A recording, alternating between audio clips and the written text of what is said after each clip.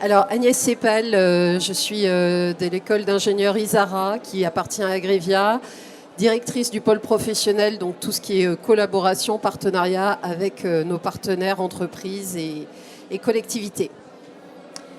Pauline Honton, enseignant-chercheur en physiopathologie digestive et sécurité sanitaire des aliments à l'Institut Polytechnique Unilassal Campus de Beauvais et directrice de l'unité de recherche Idéalis, interaction de l'environnement et de l'alimentation sur la santé animale et la santé humaine.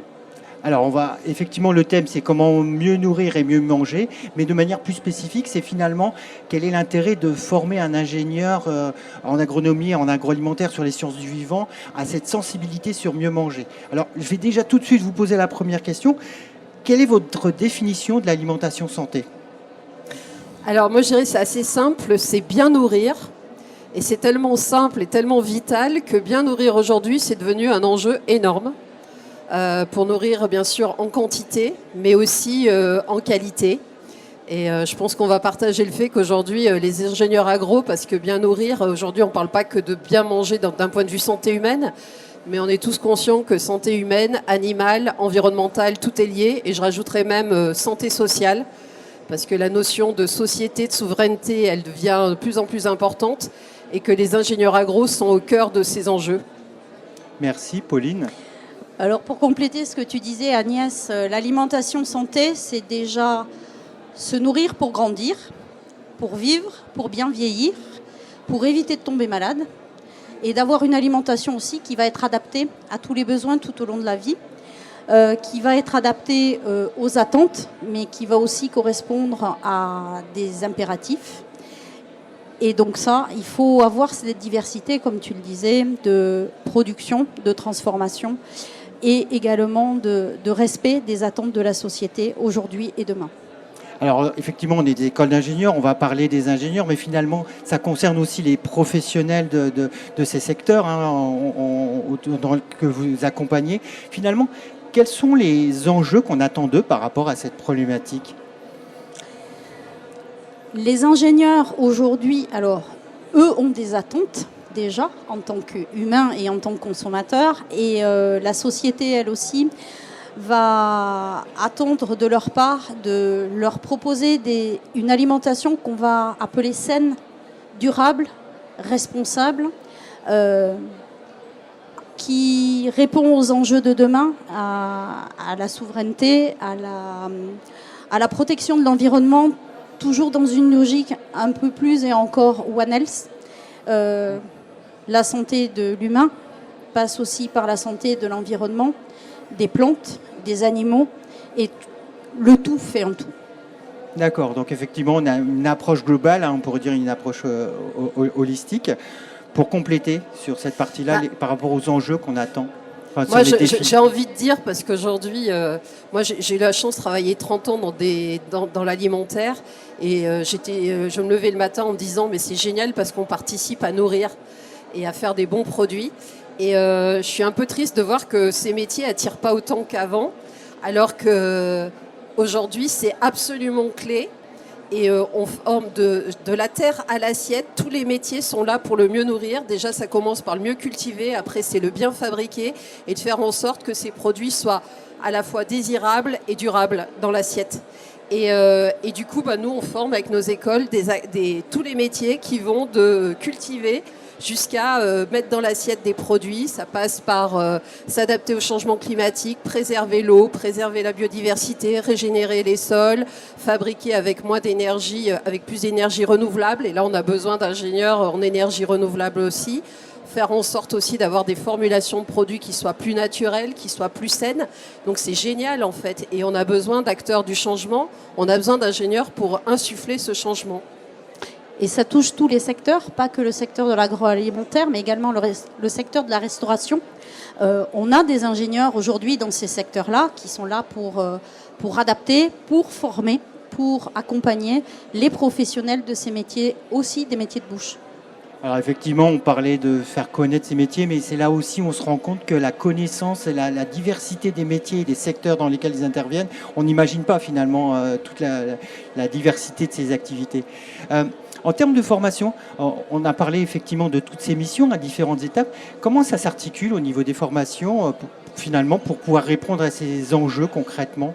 Comment ça se passe dans les formations ou pour répondre aux attentes des professionnels?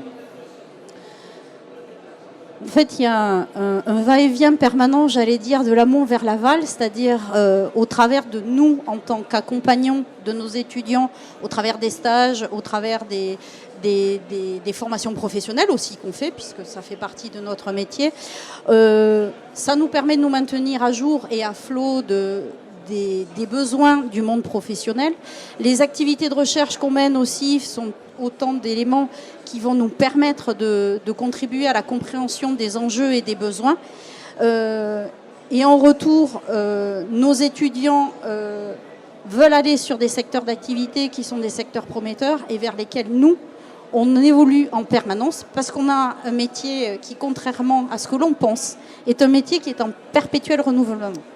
Ça fait plus de 20 ans que je travaille à l'Institut à Beauvais. Tous les ans, j'ai des cours que je monte, des cours que je revois, des cours que je transforme. Et donc, il n'y a jamais d'arrêt. D'accord. Pareil, quelques exemples? Alors, moi, je pense que...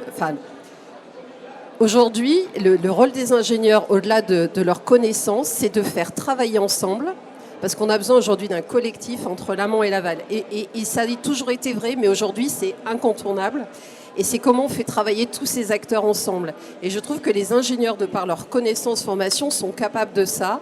Et nous, à l'ISARA, ce qu'on essaie aussi de faire, c'est de les mettre en pratique, d'être très proches des réalités des entreprises, des coopératives, d'être sur le terrain et de vraiment être aussi en immersion avec les enjeux et la réalité du terrain. Pour compléter, et c'est valable pour toutes les écoles, on a une partie projet qui arrive sur les fins de cursus chez nous, avec des projets appliqués, avec des commanditaires qui sont des professionnels et avec une entrée en matière quelque part pour nos étudiants sur les attentes et les besoins de ces entreprises. Alors justement, justement les attentes des entreprises. Alors il y a le trait d'union, alors il y a les stages et puis il y a les projets dans toutes les écoles d'ingénieurs où il y a une attente particulière de l'entreprise et les étudiants y répondent. Est-ce qu'à travers ces exemples, vous sentez aussi des demandes des entreprises pour des modules courts, des demandes très spécifiques et quelles sont leurs attentes éventuellement pour leurs propres salariés s'ils en ont? Justement, ça bouge tellement vite. Si on prend l'exemple de l'amont sur le travail du sol, la régénération des sols, on parle beaucoup de l'agroécologie. Aujourd'hui, c'est une science qui avance très très vite et on a beau avoir été formé à un moment à être ingénieur agronome, il faut se remettre à niveau.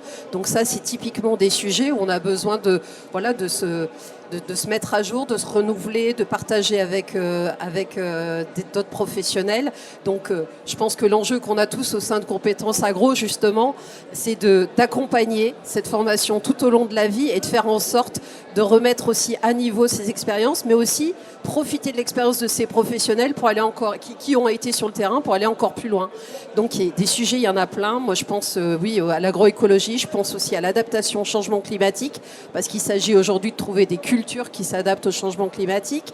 Là, il y a beaucoup d'entreprises aujourd'hui qui ont compris que se sourcer, avoir des matières premières, c'est pas qu'une question de durabilité dans le sens bien faire les choses, mais c'est dans une question de pérennité d'entreprise.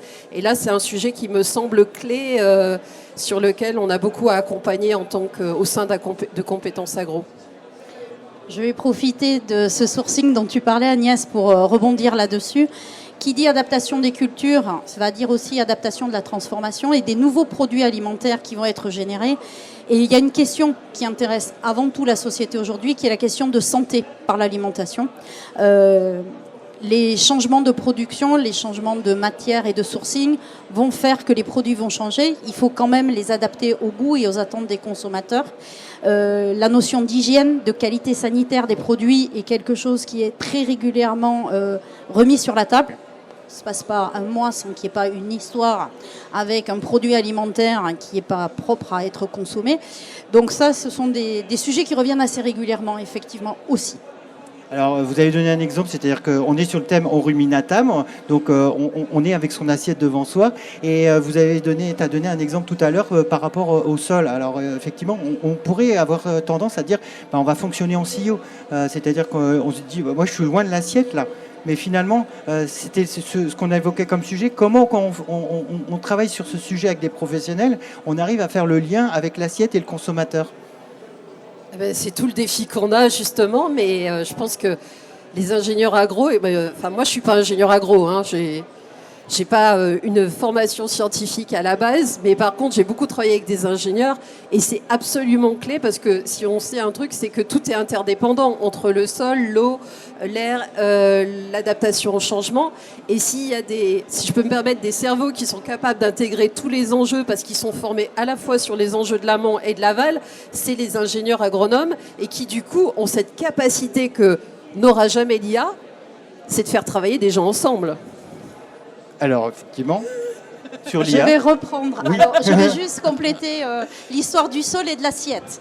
Avec ma vision ingénieur agro, ce qui n'arrive pas dans l'assiette va forcément retourner au sol d'une façon ou d'une autre. On est tous aujourd'hui incités à faire du compostage chez soi. La qualité des composts qu'on va produire au travers de la qualité de l'alimentation qu'on consomme va aussi conditionner la qualité du sol de demain et sa pérennité. D'accord, donc, pardon. Non, mais moi je dirais qu'il y a aussi un exemple très concret pour les consos, parce que les consommateurs ne sont pas toujours prêts à payer pour de la durabilité, mais ils sont quand même prêts à payer pour la santé, parce qu'ils ont compris que la santé passait par l'alimentation. Si on parle des enjeux des pesticides, il y a un lien direct entre travailler le sol pour utiliser le minimum de phyto possible et avoir dans l'assiette des produits sans pesticides. Donc ça c'est clé. Et aussi au robinet de l'eau sans pesticides. Et là on a des gros enjeux. Alors effectivement, on est sur ces enjeux, on est sur le lien entre le sol jusqu'à l'assiette. Tout à l'heure, on a évoqué un peu l'intelligence artificielle. Si j'ai bien compris, finalement, vous ne savez pas encore les cours que vous donnerez demain, puisque le monde change. Si on introduit cette notion d'intelligence artificielle, si on fait un peu de prédiction, ce serait quoi les cours demain, en ayant toujours cette approche holistique et en mettant l'intelligence artificielle au service de l'assiette, ça va donner quoi, est-ce qu'on a déjà des exemples? Moi, je pense que l'opportunité de l'intelligence artificielle, c'est cette analyse des données, ces analyses de mesures dont on a absolument besoin. Et aujourd'hui, j'ai envie de dire, si je devais voir un côté positif, sans être une experte de l'IA, c'est cette capacité à générer et à faire du prédictif. Et ça, je pense que c'est un outil qui va être qui va rendre le métier d'ingénieur plus fort. Pour compléter un petit peu, l'intelligence artificielle dans l'assiette, c'est aussi permettre une alimentation de précision ou une nutrition de précision. Alors, on commence à avoir quelques exemples d'utilisation de l'intelligence artificielle par le consommateur avec des applications qui sont là aujourd'hui pour nous dire combien de calories on va avoir dans une assiette qu'on consomme, la composition de notre assiette, la qualité nutritionnelle d'un produit.